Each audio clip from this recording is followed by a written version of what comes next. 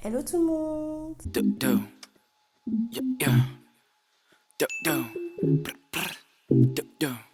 Hello tout le monde, j'espère que vous allez bien. Aujourd'hui, on se retrouve pour la dernière vidéo de l'année 2021.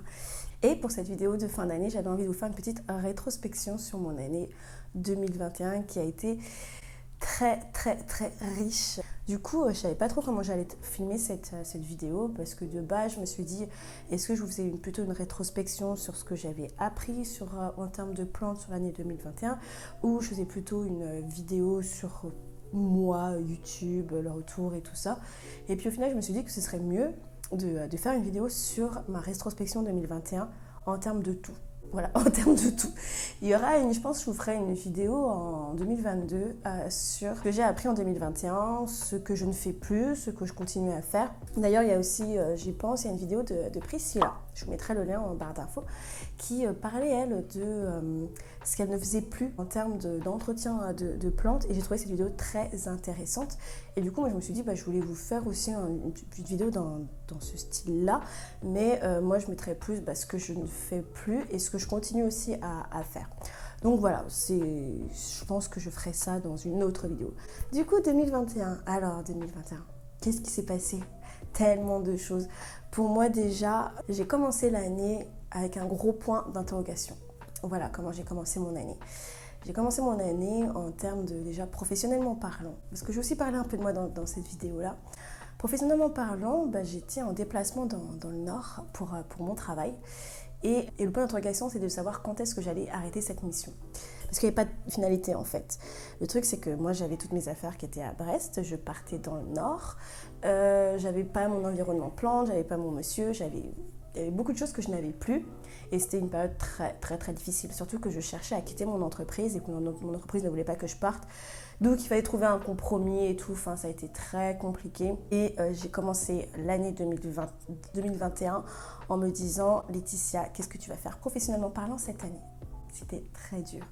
Bon, on est en fin d'année, vous me suivez sur Instagram, vous avez compris que j'ai repris, et de toute façon, je l'ai dit aussi dans ma FAQ, donc j'ai repris une année d'études en gestion maritime, et franchement, je ne regrette pas, parce que c'est quelque chose que je voulais faire depuis tellement d'années, et voir que enfin je vais pouvoir travailler dans ce domaine-là, c'est quelque chose pour moi, c'est un accomplissement, vraiment, je suis trop contente. Bon, j'ai pas encore terminé, parce que après une année d'études, il faut trouver un travail et tout ça, mais c'est très bien parti. C'est limite, j'ai pas envie de vendre la peau douce avant de l'avoir tuée, mais franchement, c'est très bien parti. Et ça fait du bien de dire que en début d'année, c'était point d'interrogation. Et là, je vois déjà le chemin que je vais emprunter. Donc ça, c'est plutôt bien. En termes personnels, tellement de choses aussi, tellement de projets que j'ai voulu faire, que j'ai fait. Et le projet numéro 1, évidemment, c'est YouTube. Enfin, c'est pas le numéro 1, c'est l'un de mes projets en 2021. Il y a beaucoup de gens des fois qui disent « Ouais, mais est-ce que se lancer sur YouTube encore maintenant, c'est viable et tout ?» Ouais. Franchement, faites-le. Si vous voulez vous lancer sur YouTube en 2022, mais faites-le. N'ayez pas peur. Moi, j'avais peur au début de me lancer sur YouTube parce que, déjà de base, ça c'est de base, je ne devais pas faire une chaîne YouTube sur les plantes. De base, je voulais me lancer sur une chaîne YouTube sur le skincare et sur les Sims 4. Les Sims 4 parce que c'est un truc que j'adore. Vraiment, tous les produits, pas les produits cosmétiques, mais les produits pour entretenir sa peau, surtout les produits coréens et les produits des Sims. C'est vraiment ça chez moi, j'ai que ça. J'ai que ça. D'ailleurs, si vous voulez, peut-être qu'un jour, je fasse dans un vlog, je parlerai des produits des Sims en particulier parce que c'est pour moi la base. DCM, c'est The Ordinary. Si vous connaissez la marque The Ordinary, ça appartient au groupe DCM. Voilà. Et après, les produits coréens. Et du coup, je voulais aussi faire une chaîne sur les Sims 4 parce que j'adore les Sims. Je suis une vraie geek des Sims. Même si les Sims 4, j'ai envie littéralement de péter un plomb parce que je trouve que Electronic Arts nous prend pour des idiots. Voilà, c'est dit. Franchement, il y a tellement de choses à dire. Il y a trop de trucs à dire. Il y a trop de trucs à dire sur les Sims 4. En plus, si vous êtes aimé les Sims 4, vous savez qu'ils ont fait il n'y a pas longtemps un kit sur les plantes. Donc ça s'appelle, je crois, Jardin d'intérieur, où vous pouvez mettre des plantes d'intérieur dans vos logements. Quand j'ai vu ça, j'étais un peu hyper contente, mais vraiment en mode ah trop bien et tout, ils vont mettre des plantes et tout dans les Sims 4. Et en fait, je m'attendais qu'il y ait un peu plus de level up, en mode vous allez apprendre plusieurs compétences et tout. Et au final, en fait, c'est juste un kit où vous avez des plantes. Voilà. Donc, bref, ce que j'ai envie de dire, c'est que de base, c'était pas sur ça que je voulais partir. Et du coup, je suis partie sur les plantes. Et quelle aventure, franchement, mais quelle aventure. Je regrette pas. Franchement, je regrette pas. J'ai commencé avec 0 personnes sur cette chaîne YouTube en février 2021. On termine l'année avec quasiment 1900 personnes qui me suivent. Je trouve ça énorme et je voulais vraiment vous remercier beaucoup pour tout votre soutien à travers de cette chaîne. 2022, je vais encore level up le game, comme je le dis. Et qu'est-ce que j'ai appris en fait avec cette chaîne YouTube? Beaucoup de choses. Déjà parce que en fait, quand j'ai commencé, j'avais des bases en fait, parce que déjà de l'année 2020 et de l'année 2019, j'avais des bases, mais j'ai entrouvert une autre porte. En fait, j'ai l'impression d'avoir encore grandi, d'avoir appris énormément, déjà aussi de m'être entourée de plein de personnes, de rencontrer beaucoup de personnes, et ça c'est hyper agréable. Via Instagram, j'échange énormément, même via les commentaires, vous me donnez des conseils, vous me dites ah peut-être que là, sur cette plante-là, tu devrais faire ça, ou sur cette plante-là, tu devrais faire ça, peut-être que tu devrais tester ça, enfin, énormément d'échanges. Et ça, c'est quelque chose que j'aime beaucoup dans cette communauté. Mais avoir lancé aussi ma chaîne YouTube et d'avoir, on va dire, gratté un peu, voir un peu beaucoup de choses. Mais en fait, je sais pas si c'est vraiment lié à la chaîne YouTube, je pense pas. C'est plus lié au fait que maintenant, je suis de plus en plus sur Facebook. On va dire, la communauté des plantes augmente de plus en plus. Et ben, tu vois que finalement, tout n'est pas forcément rose, entre guillemets. Il y a des choses qui se passent très bien, mais je trouve que ces derniers temps, il y a une espèce de condescendance qui augmente de plus en plus, que si tu ne sais pas ça, ou si tu ne fais pas ça, ou si tu te prends la tête sur ça, c'est normal qu'on te juge. J'étais un peu surprise. Franchement, des fois, tu vas sur des groupes Facebook. Des fois, tu es là, tu te dis, bah ouais, moi, j'aimerais bien pouvoir tester plein de produits et tout. Peut-être parce que mes plantes, elles sont pas en bonne forme. On va te dire, ouais, mais non, il faut plutôt que tu ailles dans le plus simple. Ce qui est vrai, hein. Des fois, le plus simple, c'est le plus pratique. Mais ça sert à rien de rabaisser en fait la personne parce qu'elle a voulu tester en fait. Et aussi, des fois, quand tu fais des choses au plus simple, ça ne marche pas non plus. Je pense à certaines de mes plantes que j'ai voulu faire, on va dire, un entretien le plus simple possible. Je peux vous dire que ça a été compliqué. Il a fallu que je me prenne la tête, il a fallu que j'utilise entre guillemets des produits ou des mélanges spéciaux pour que mes plantes aillent mieux. Voilà, donc ce que j'ai envie de dire par là, c'est que il n'y a aucune raison d'être condescendant avec les gens. Vraiment, il n'y a aucune raison. Il n'y a aucune raison, on est là pour apprendre. Moi, je suis là pour apprendre. Je suis là aussi pour vous faire partager. D'ailleurs, c'est pour ça qu'à chaque fois, je mets un disclaimer dans mes descriptions en disant je ne suis pas une professionnelle, je suis juste là pour vous partager ma passion, mais ce qui marche chez moi et pour montrer ce qui marche chez moi et ce qui ne marche pas. Voilà. En 2021, déjà, ma collection, elle s'est énormément agrandie. Je pense que j'ai le double quasiment de ce que j'avais en 2020, pour vous dire. J'ai aussi eu des installations de vitrines, j'en ai 2. Moi, j'adore ça.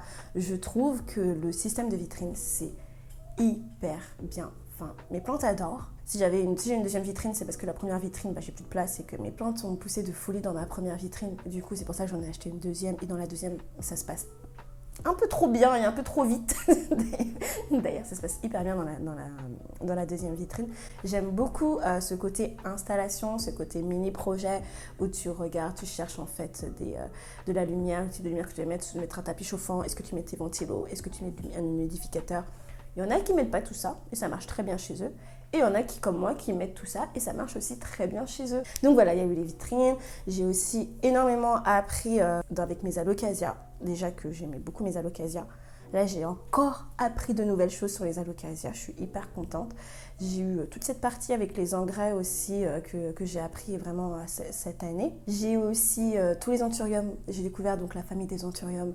Et quelle belle famille des anthuriums, que ces plants sont vraiment magnifiques. J'ai continué à prendre soin de mes plantes. J'ai aussi redécouvert des plantes dites communes parce que voilà, moi je suis pas trop fan de dire plantes rares, plantes communes. Il y en a qui sont plus difficiles à trouver, il y en a qui sont plus simples à trouver. Mais c'est pas parce qu'il y en a qui sont plus difficiles à trouver qu'elles sont plus difficiles d'entretien. Et c'est pas parce qu'il y en a des plus simples à trouver qu'elles sont plus faciles d'entretien. Ça, c'est un truc, vous allez des fois dans les jardineries, vous allez vous voir une très belle plante, vous allez la voir tout le temps et tout, vous allez faire « Ah, elle est trop bien » et tout. En fait, vous vous rendez compte que c'est un enfer à entretenir. Donc, Voilà, je parle en connaissance de cause. C'est ça pour dire que vraiment, cette année, en termes de plantes, ça a été une belle année. Ça a été une très très belle année. Donc, on va parler de maintenant 2022. Du coup, comment je vois mon avenir 2022 en tant que youtubeuse? Surtout YouTube, voilà, j'ai surtout parlé de YouTube. Beaucoup de choses. Mais je pense que principalement, sur cette année 2022, je vais surtout vous parler des plantes que j'ai déjà à la maison. En fait, je me suis rendu compte que dans mes vidéos, je vous parlais déjà beaucoup de mes plantes, mais il y a très très peu de plantes que je vous ai montrées en fait, que j'ai. Je vous ai fait une fois mon plan de tour dans mon salon, et en fait dans mon plan de tour déjà il y a pas mal de plantes pas que je n'ai plus, mais déjà les caladiums, je les ai plus déjà. Et j'ai eu des nouvelles plantes entre temps. Il y en a certaines que je vous ai montrées dans mon vitrine tour, d'autres que je vous ai montrées en fait dans les hauls. Et du coup en fait je me suis dit que pour 2022, déjà d'une, moi je ferai beaucoup moins d'achats.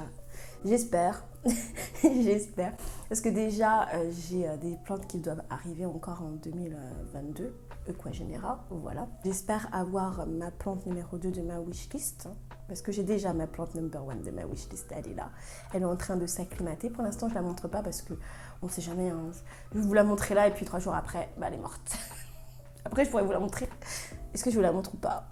J'hésite, peut-être. La dernière vidéo de 2021, donc je pourrais vous la montrer, je verrai si je vous la montre. Bref, donc plus de vidéos, je pense, autour d'entretien de certaines plantes. D'ailleurs, c'est ce que je vais faire. J'ai commencé l'année en 2022 avec ça, vous parler de certaines plantes de type ma Frydek, ma Monstera d'Anthony, ma Rhaphidophora. Voilà, certaines plantes que j'ai depuis un certain temps et qui grandissent assez bien chez moi, et vous partagez un peu comment moi je les entretiens. Essayez de faire un peu plus de vlogs aussi, et aussi essayer de voir comment essayer de mieux faire de contenu autour des plantes que j'ai déjà. Bon, déjà de base je faisais pas non plus énormément de hauls, hein. Vraiment, je crois que j'ai fait 2 hauls, 3 hauls si on compte les 5 plantes que j'ai eu récemment.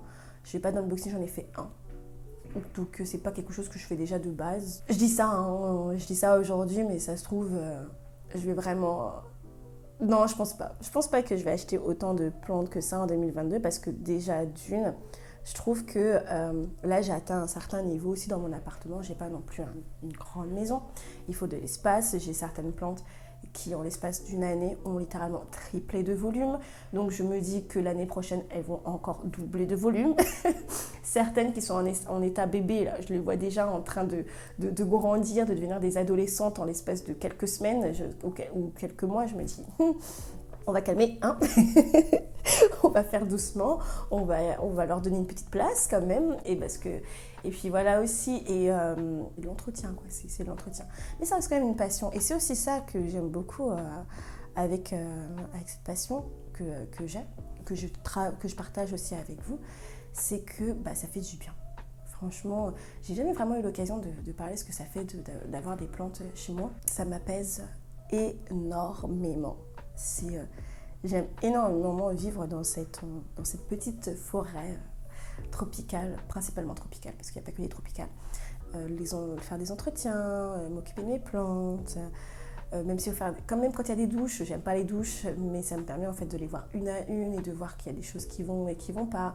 Me dire, waouh, toi, comment t'as fait pour devenir aussi grosse alors que t'es juste à côté de la fenêtre, ou des fois je vois, ah mais toi t'as fait des fleurs. Mais on est en hiver, c'est pas le moment de faire des fleurs. D'ailleurs, en parlant de fleurs, j'ai une de mes alocasia qui s'est auto-pollinisée. Je sais pas comment elle a fait, mais je vois qu'elle est enceinte, donc elle a des graines.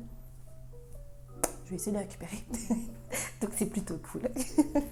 Donc voilà, c'était une petite vidéo rétrospective sur cette année 2021 en termes de plantes, en termes de YouTube, en termes de plein mal de choses qui sont passées cette année, et puis voilà de ce que je vais faire en fait en 2022, comment je vois 2022. Et avant de terminer cette vidéo, je vous laisse 5 secondes pour mettre en commentaire, à votre avis, quelle est ma plante number 1, ma wishlist, celle que je voulais absolument cette année et que je me suis dit, mon Dieu, je la veux, et que j'ai, du coup, maintenant.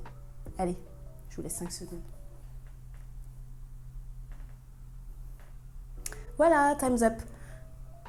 Et du coup, la voici.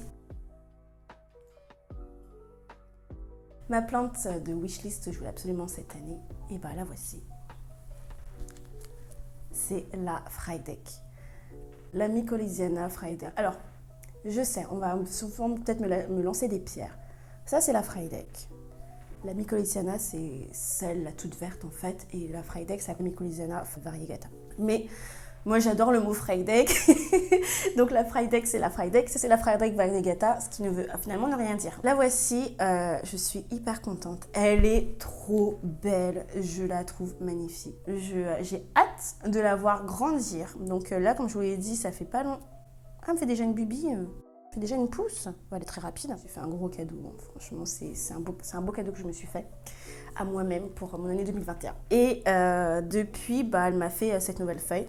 Là, c'est celle-ci qu'elle m'a fait. Donc, il n'y avait que 2 feuilles. Il y avait celle-ci et celle-ci. Ou il y en avait une troisième, c'est toute une petite feuille qui est morte. Elle, pour l'instant, je l'entretiens. Elle est en vitrine. Je ne l'ai pas rempotée. D'ailleurs, je pense que je vous ferai une vidéo où je vais vous parler un peu d'acclimatation chez moi. Et vous verrez que je ne fais quasiment... En fait, je ne fais rien. Vraiment, ça dépend de...